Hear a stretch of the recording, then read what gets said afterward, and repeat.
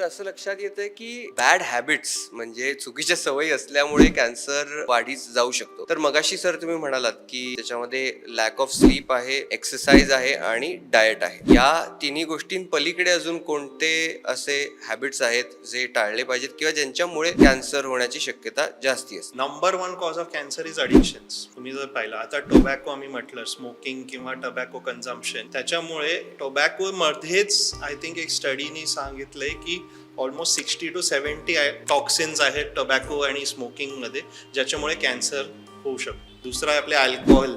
असल्या गोष्टीमुळे कसं आहे की आणि ह्याच्यामुळे लोकांमध्ये कॅन्सरचं प्रमाण जास्ती वाढलंय. एक अजून एक कारण आहे आपल्या ह्याच्यामध्ये की स्ट्रेस लेवल्स खूप वाढलेत आणि even the advent of computers किंवा सोशल मीडिया आणि ह्या सगळ्या गोष्टीमुळे आपले स्ट्रेस लेवल्स, फोकस त्याच्यावर खूप परिणाम होतो.